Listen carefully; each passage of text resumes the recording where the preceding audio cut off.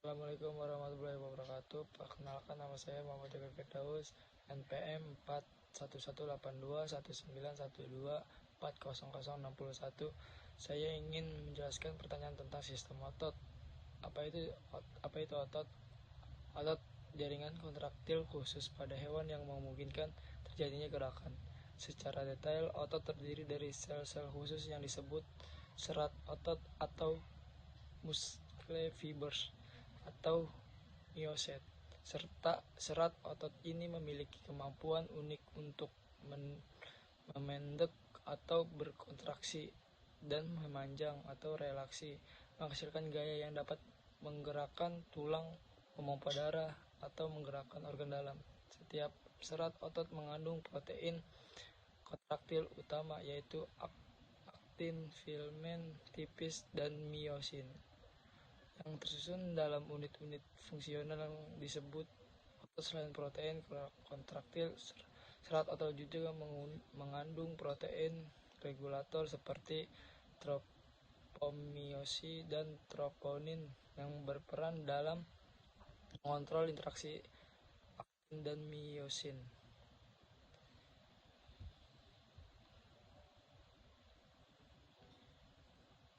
Otot adalah sistem organ dalam tubuh terdiri dari otot rangka, otot polos, dan otot jantung. Ketiga jenis otot ini bekerja sama untuk memungkinkan berbagai fungsi vital. Pertama, fungsi utama sistem otot. Gerakan otot rangka melekat pada tulang dan menghasilkan gerak tubuh secara keseluruhan maupun gerakan pada bagian tubuh tertentu. Mempertahankan postur. Kontraksi otot secara terus-menerus membantu menjaga posisi tubuh dan melawan gaya gravitasi. Stabilitas sendi. Otot dan tendon di sekitar sendi memberikan dukungan dan stabilitas, mencegah dislokasi. Produksi panas. Kontraksi otot menghasilkan panas sebagai produk sampingan yang membantu menjaga suhu tubuh. Sirkulasi darah. Otot jantung memompa darah ke seluruh tubuh. Otot polos di dinding pembuluh darah membantu mengatur aliran darah. Pergerakan zat di dalam tubuh. Otot polos di dinding organ-organ internal atau seperti seluruh pencernaan, saluran kemih, dan pembuluh darah, membantu menggerakkan zat-zat di dalamnya. Ekspresi wajah. Otot-otot wajah memungkinkan kita untuk berkomunikasi melalui ekspresi emosi.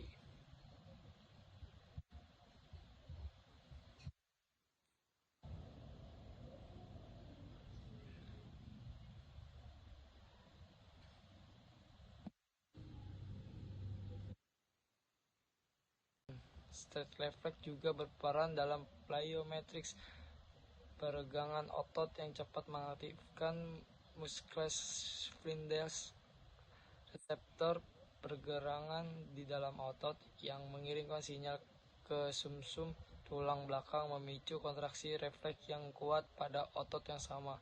Latihan eksplosif dapat meningkatkan sensitivitas dan responsivitas refleks peregangan ini.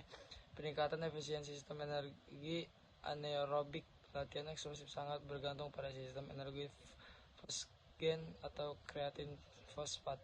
Untuk menghasilkan ATP dengan secara cepat, latihan berulang dan intensitas tinggi dan durasi tingkat dapat meningkatkan kapasitas sistem, termasuk meningkatkan penyimpanan kreatin fosfat dan aktivitas enzim seperti kreatin kinase. Sistem glikosida juga berperan dalam latihan eksplosif yang berlangsung sedikit lebih lama. Adaptasi dalam kapasitas glikolisis, misalnya peningkatan enzim glikolitik dan toleransi terhadap penumpukan laktat juga dapat terjadi.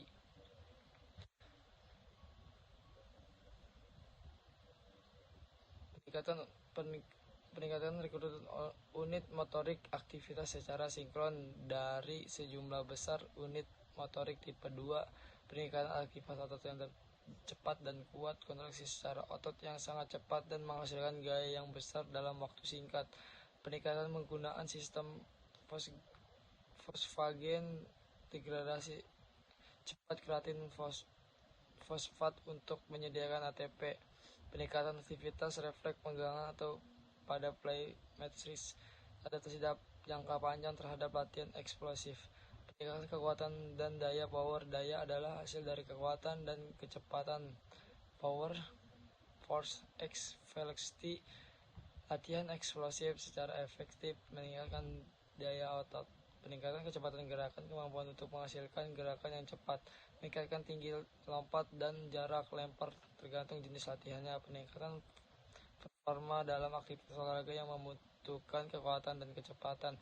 Potensi untuk hipertrofi serat otot tipe 2. Meskipun latihan eksplosif tidak selalu menjadi stimulus hipertrofi untuk serat otot tipe 2 dapat mengalami pertumbuhan sebagai respon terhadap beban dan aktivitas yang tinggi. Peningkatan kekakuan tendon yang optimal meningkatkan kemampuan menyimpan dan melepas energi elastis.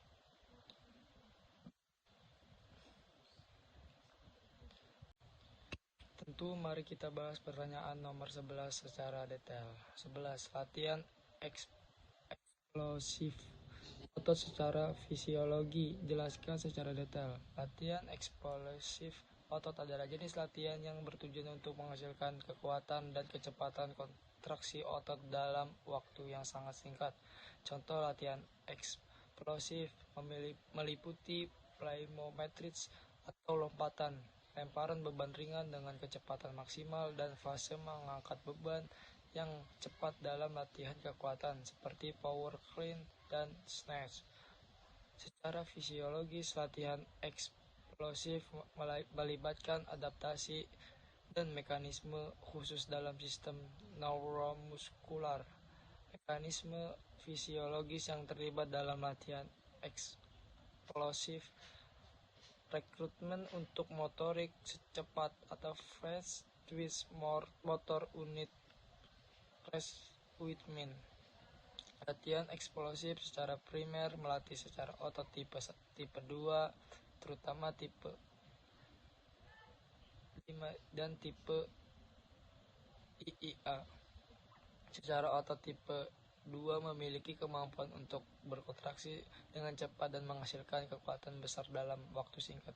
Seperti sistem saraf harus mampu merekrut unit motorik yang menginervasi serat-serat otot ini secara efisien dan sinkron. Latihan eksplosif meningkatkan kemampuan sistem saraf untuk melakukan rekrutmen ini dengan cepat dan memaksimalkan jumlah serat otot yang berkontraksi secara bersamaan. Adaptasi saraf seperti peningkatan aktivasi neuron motorik, penurunan inhibisi sinaptik, dan meningkatkan sinkronisasi unit motorik berkontribusi pada peningkatan kemampuan rekrutmen secara cepat ini. Peningkatan kecepatan kontraksi secara serat otot. Latihan eksplosif dapat menyebabkan adaptasi pada tingkat myofibril dan protein kontraktil yang meningkatkan kecepatan kontraksi serat otot. Ini mungkin melibatkan perubahan isoform mission berat atau MHC ke arah isoform yang lebih cepat, misalnya dari MHC 2A ke MHC 2X, atau bahkan ekspresi MHC 2B pada manusia yang sangat terlatih. Isoform mission yang berbeda memiliki kecepatan siklus jembatan silang yang berbeda, yang mengaruhi kecepatan kontraksi otot.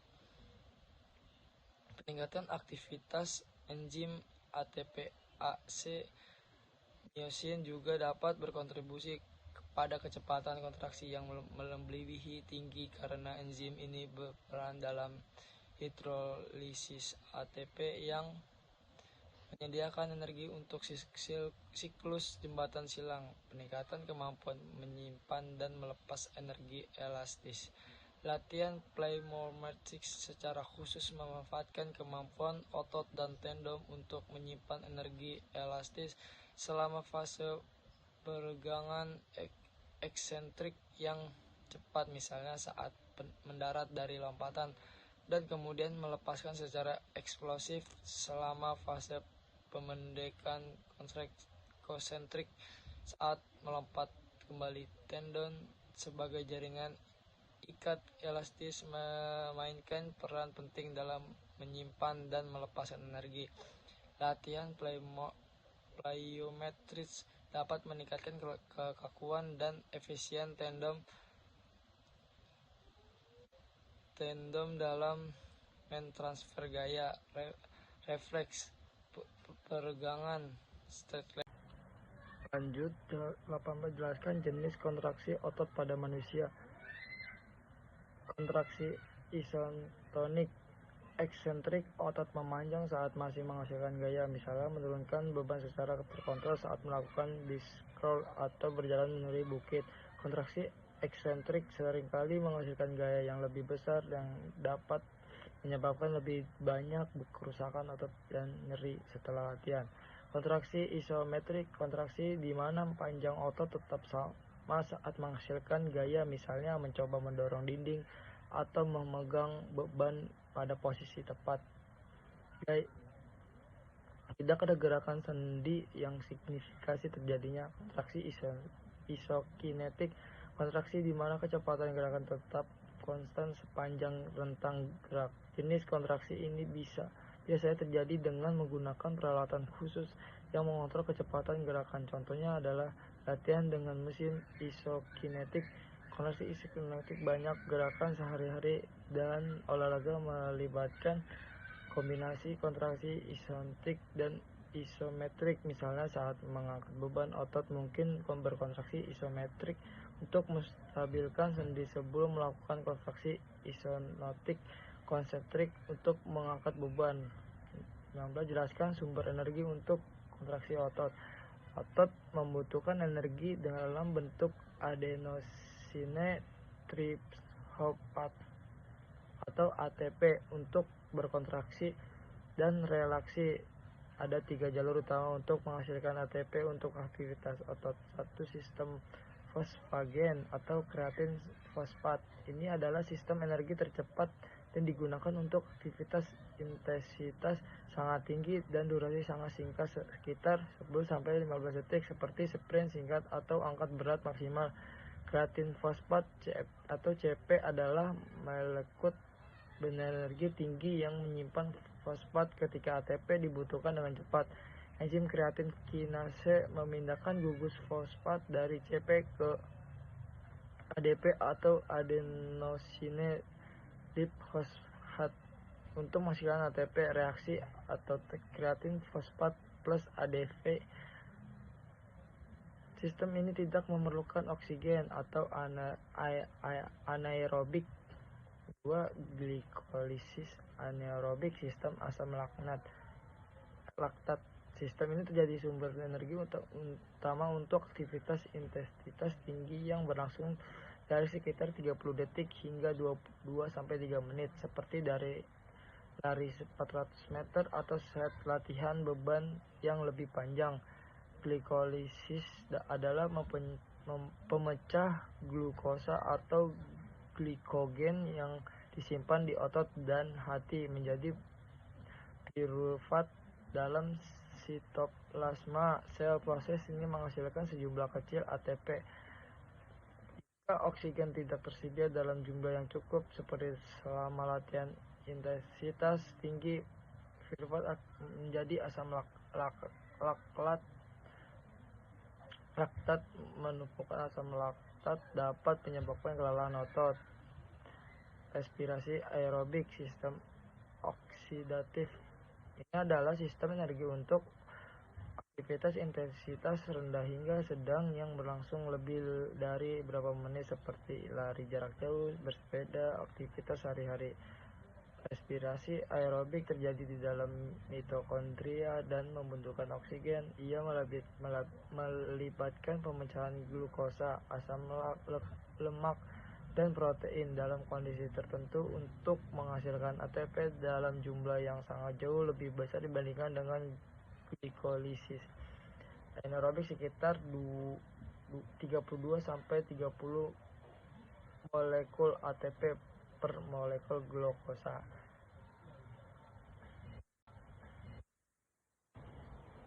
Apa yang terjadi jika kontraksi otot tidak terjadi? Jika kontraksi otot tidak terjadi, berbagai fungsi pentingnya tubuh dan terganggu atau hilang. Terganggu pada jenis otot yang terpengaruh.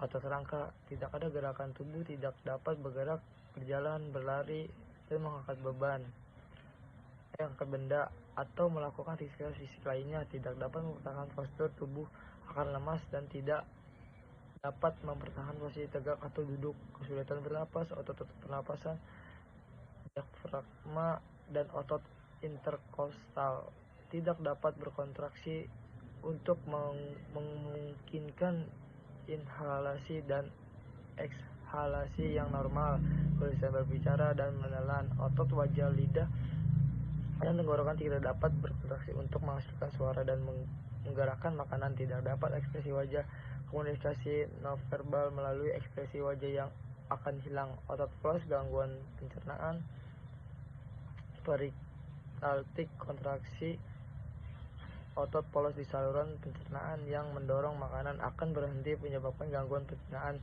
penyerapan nutrisi, dan eliminasi limbah. Gangguan sirkulasi darah, otot polos di dinding pembuluhan darah tidak berkontraksi untuk mengatur aliran darah dan tekanan darah.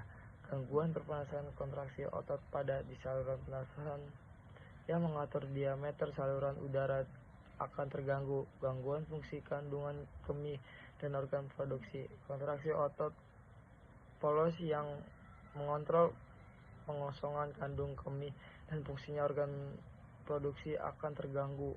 Gangguan penglihatan, otot polos di iris mata yang mengatur ukuran pupil tidak dapat berkontraksi. Otot jantung, henting jantung, jika otot jantung tidak berkontraksi, jantung tidak dapat memompa darah ke seluruh tubuh. Ini akan menyebabkan penghentian siklus darah, kekurangan oksigen dan nutrisi ke organ-organ vital dan dengan cepat berujung pada kematian singkat. Otot sangat penting untuk